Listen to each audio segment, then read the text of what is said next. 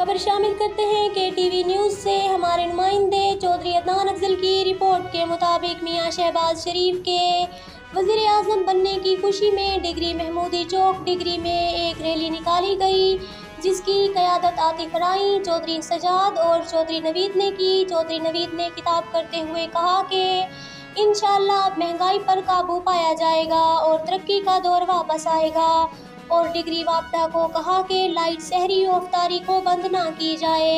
आतिशबाजी के बाद रैली खिताब पजीर हुई। आज की ये फतह सिर्फ पाकिस्तान मुस्लिम लीग नून की नहीं, पाकिस्तान पीपल्स पार्टी की नहीं, MPN की नहीं, जमीयत उलमा इस्लाम की नहीं, ये पूरे पाकिस्तान की फतह है। ये 22 करोड़ अवाम की फतह है। ये आज 11 अप्रैल का दिन आइन की बहाली का दिन है, सुप्रीम कोर्ट की कामयाबी का दिन है, फतह का दिन है।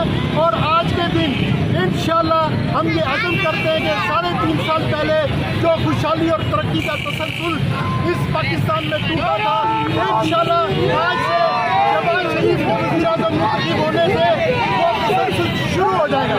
लेकिन आज आप मीडिया के तसलसल से मैं ये बात करना चाहता हूँ कि पाकिस्तान के अंदर 22 करोड़ अवाम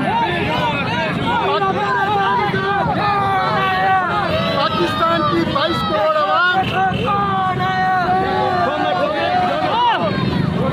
पाकिस्तान की 22 करोड़ अवाम को हर जमहूरी आज़ादी है कि वो जिसे चाहे अपना लीडर माने, जिसे चाहे वोट दे।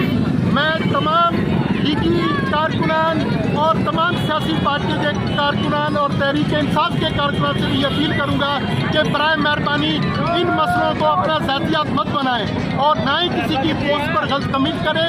ये हर किसी का जमहूरी हक है। अगर मुझे नवाज शरीफ को वोट देना है तो मैंने नवाज शरीफ को ही देना है, अगर आपने इमरान खान को देना है तो आपने इमरान खान को देना है। लेकिन इस तरह के फौजी हथकंडे जो ऊपर से आपने देखा कि PTI ने आज भी आरफल्दी अलील हो गए, इस तरह के ओछे हथकंडों से कुछ नहीं होगा। शहबाज शरीफ ने वज़ीर आज़म बनना था और वो बन गए।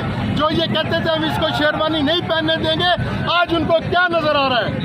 लेकिन इस चीज़ से हमें सबक हासिल करना चाहिए और हम सबको मिलकर पाकिस्तान